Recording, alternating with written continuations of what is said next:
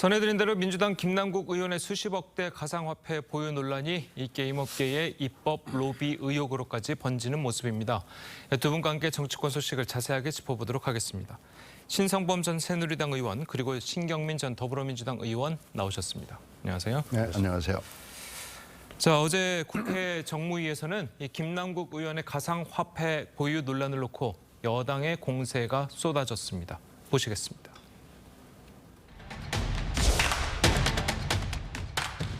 확신이 없다면은 구멍난 신발 신고 다니고 몇천 원이 아까봐서 구내 식당에서 밥을 먹는 사람이 이 수억의 돈을 특정 코인에 몰빵할 수 있겠어요, 이거? 이게 가능한 일입니까? 올인을 한다는 게 확신이 하거나 아주 패가망신 나가서 둘 중 하나인데 그게 여러 가지 의심살 수 있는 부분이 상당히 있는 거죠. 이해 충돌 요소가 상당히 심각하고. 이런 상황에서 우선 첫 번째 권익위가 전수조사를 좀 하시고 의심사례 수사 의뢰해야 되지 않느냐. 지금 현 상태에서는 뭐 이게 조금 더 정확하게 알려지려면 먼저 수사당국에서 수사를 하는 수밖에 없지 않나. 자, 국민의힘에서 김남국 의원이 과연 수익에 대한 확신이 없이 거액의 돈을 특정 코인에 집중 투자했겠냐. 자, 이러면서 이해 충돌 의혹을 이제 제기를 하고 있습니다. 자, 이해 충돌에 해당한다고 보십니까? 어떻습니까?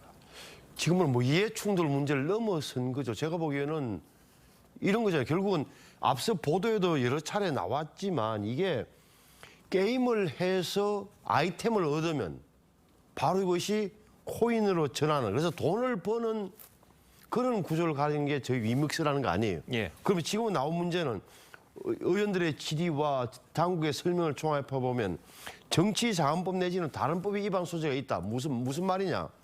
김남국 의원이 여러 차례 해명을 했음에도 불구하고 처음에 최초 자금 출처도 의심된다.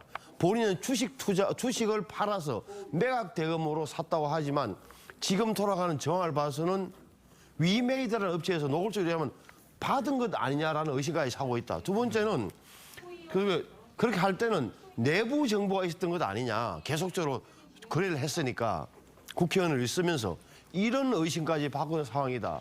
왜냐하면 저희 위정은 교수가 앞에 이야기했지만 결국은 이 P2E 업체에서 이것을 게임을 허용하는 합법화하는 로비를 전방위적으로 벌였다는 게 업계 관계자들 당시 전원이기 때문에 제가 강제 수사, 검찰 수사를 통하지 않으면은 이거 미국에 빠질 것 같다라고 봐요. 예.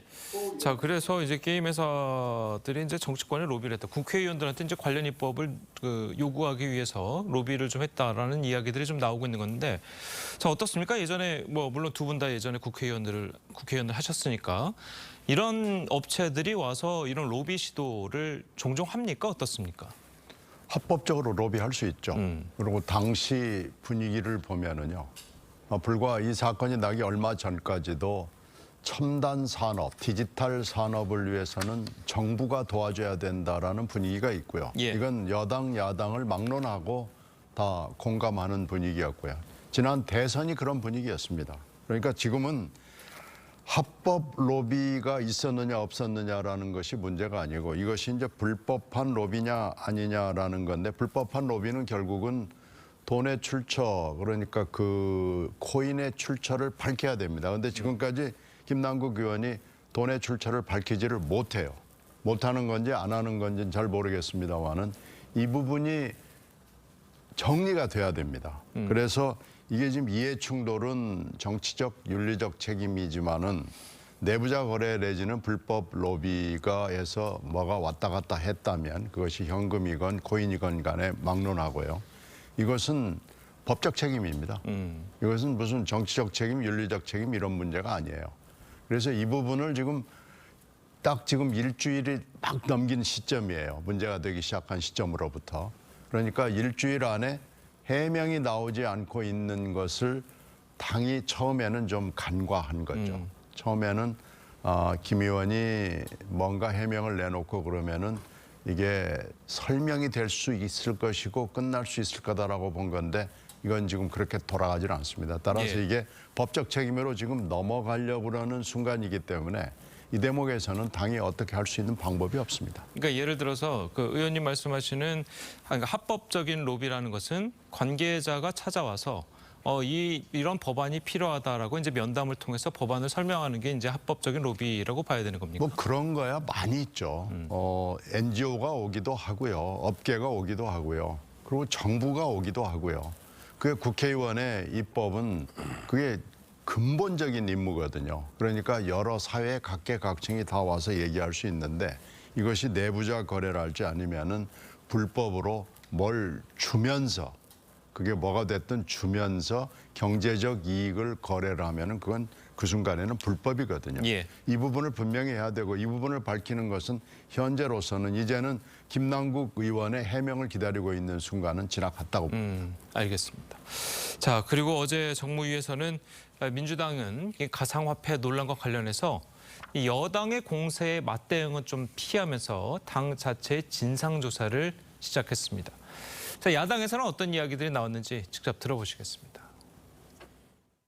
뭐 전반적인 것을 살펴보겠습니다. 근데 이해 충돌 여부까지 살펴봐야 되는지는 그거는 이론이 있습니다.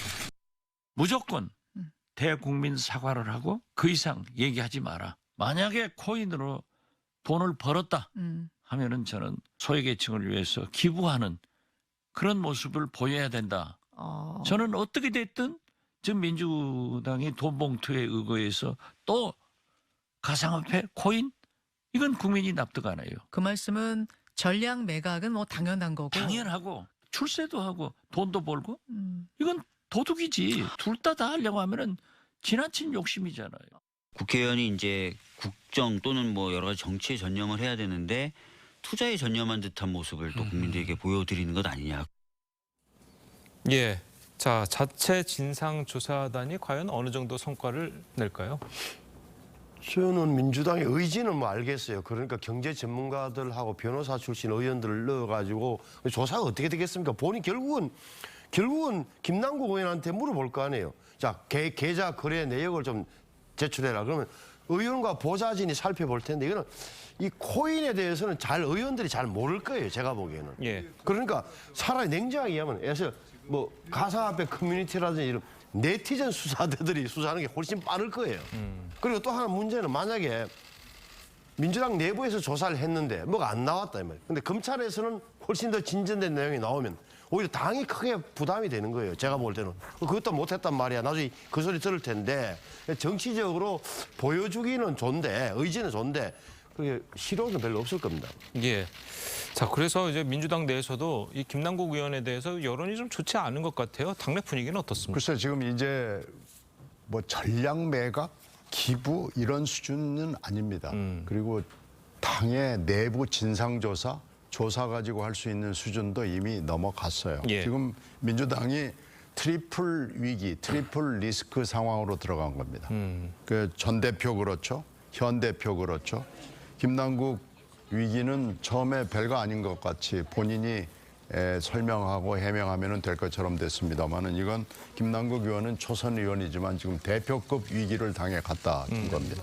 이 트리플 위기를 극복하는 길은 당 내부 조사로는 이제는 좀 그 단계를 넘어선 것으로 판단이 돼요. 예. 이제는 지난번에 송영길 전 대표 문제가 터졌을 때 당이 했던 것처럼 이제는 할 수 없이 검찰에 맡기는 거 외에는 지금 방법이 없어 보이고요. 이걸 너무 과소평가했다는 것도 솔직하게 인정을 하고 이제는 정면 승부를 하는 거 외에는 방법이 없어 보입니다. 알겠습니다. 자, 그리고 이런 가운데 이 김남국 의원이 국회 상임위원회 회의 도중에 이 가상화폐 거래를 했다는 의혹이 이제 제기가 됐어요. 저도 깜짝 놀랐어요. 그러니까 보니까 보도를 유심히 보니까 작년 11월 7일에 국회 법사위, 김남국 예. 법사위인데 전체 회의 도중에 상임위를 그날 마지막으로 11월 7일로 나와요. 그러니까 마지막 발언 7분 뒤인 오후 6시 48분에 위믹스 코인을 한 차례 매도했다. 마지막 상임위에서 마지막 질문을 하고 7분 뒤다. 그러면 그 자리에서 의원회관으로 안 가고 그 자리에서 앉은 채 법사위 회의실에 앉아서 자기 컴퓨터를 했다는 이야기밖에 안 되겠어요. 이상한 일이다 이거예요. 또 하나는 올해 3월 22일 그러니까 한 달 반 전이잖아요. 이때도 법사위 법안 심사 소위 도중에도 코인 매도한 기록이 남아 있다. 이날 회의가 보니까 법안위원회 소위가 10시 17분에 시작해서 오후 10시 21분에 끝났는데 오후 2시 32분 네? 이미 코인을 판 것으로 돼 있다.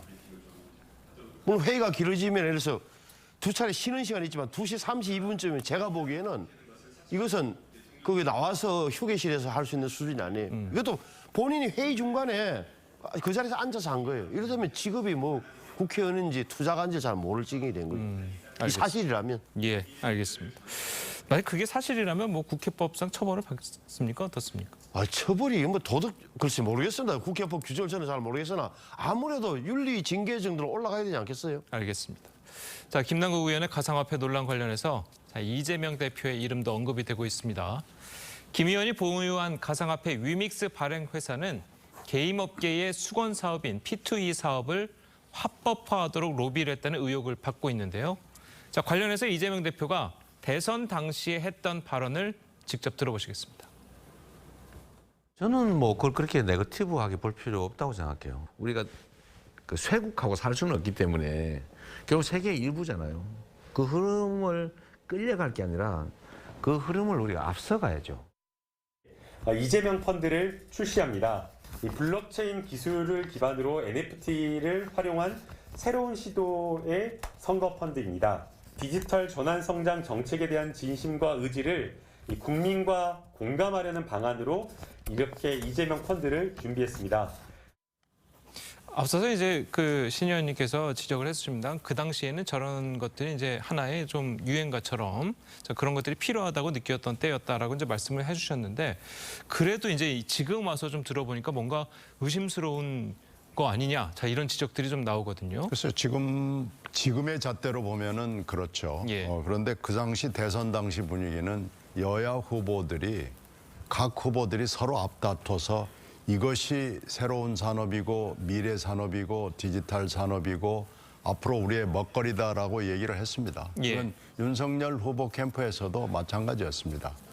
그러나 그건 그거고 이제 일이 이렇게 된 마당에 진상은 알아봐야죠. 물론 알아봐야 되는데요. 이 P2E 문제가 우리나라에서는 사행성이라는 개념이 조금 달라요. 근데 유럽이나 미국에서는 이게 합법화돼 있거든요. 예. 그거에 근거를 해가지고 대선 후보들까지도 그렇게 얘기를 했고 국회 정부가 다 그렇게 얘기를 했는데요. 문제는 하여튼 오비락인지 뭔지 모르지만 일이 이렇게 됐으니까 경위는 물론 알아봐야 되지만 지금 모든 것을 범죄시 죄악시 하는 것은 약간 좀 나간 것 같고요. 일단은 현재 상태에서 김남국 의원 문제를 수사를 통해서 분명하게 해야 되고요. 만약에 이것이 그 당시에 불법이 국회 내지는 여야 내지는 만연돼 있는 부정부패였다고 그러면 이것은 처벌해야죠. 알겠습니다. 자, 그런데 이 이재명 대표는 가상화폐 논란과 관련해서 가상자산도 재산 신고 대상으로 만들면 문제가 해결될 것이다. 자, 이렇게 얘기를 했습니다. 물론 뭐 많은 문제는 해결되겠지만 지금 상황에서 할 이야기는 아니다. 자, 이런 이야기들이 있거든요. 당연하죠. 그러니까 어떻게 보면 뭐 이 김남국 의원을 이 문제는 앞으로 이게 가산 등록을 시키면 지금부터는 뭐 의원들이나 보좌관들이 겁이 나서 안 하겠죠. 재산 신고를 해야 되기 때문에. 예. 하지만 이전까지 문제는 어떻게 할 거냐는 뭐 남는 거죠. 그러니까 오히려 저는 지금 바깥에서 한간에서 많은 사람이 이야기하는 게 가상화폐니 블록체인이니 NFT니 어려운 단어 속에 굉장히 민주당 출신이나 진영 사람들이 많이 관여돼 있다는 이야기를 많이들 하는 거예요. 그래서 또 의심하는 것 중에 하나가 추미애 법무부 장관이 2019년 말, 2020년 초에 서울 남부지검에서 그렇게 활동하던 전문가 집단, 정권범죄 합수단을 폐지해버렸잖아요. 이거 무슨 연유냐?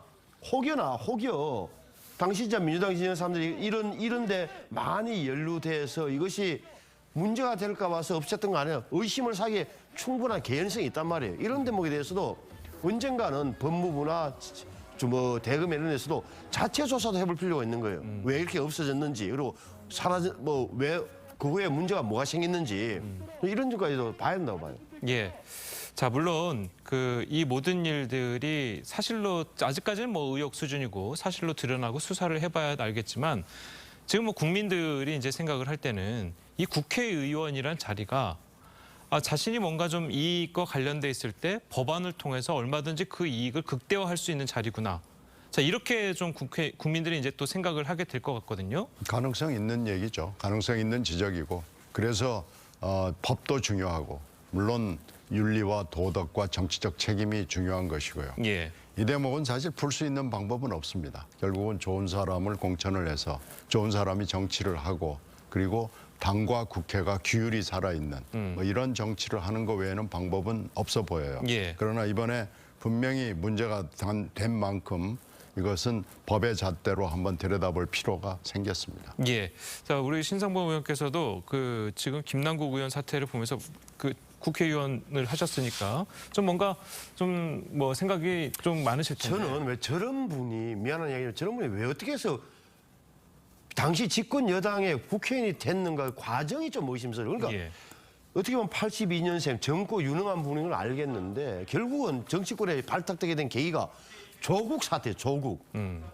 조국을 지키는 서초동 집회에서 사회자로 활동하고 변호사 출신이고 논리적이고 얼마나 조국 장관을 옹호하고 반대 진영, 윤석열 검찰총장측을 비난하면서 스타덤에 올랐겠어요. 예. 그래서 눈에 떠여서 전략 공천을 받아서 가는 거 아니에요. 예. 심지어는 금태섭 의원의 서울 강서 지역구로 되려다가 중간층이 이럴까 봐서 저렇게 돌렸단 말이에요. 예. 그런 대목이다라고 보는 거예요. 그러면 저 최소한에 2016년부터 뭐 주식 투자를 많이 한 분이라는데 왜 저런 분이 걸려지지 않았을까? 그리고 결국은 조국 수호대에서 이재명 대통령 후보 수행실장까지 이 오르는 과정이 드라마틱하잖아요. 그 배후에는 물론 뒤에는 이런 게 있었던 거고. 예, 알겠습니다. 자, 오늘 시간 관계상 두 분 의원님 말씀은 여기까지 듣겠습니다. 잘 들었습니다. 고맙습니다.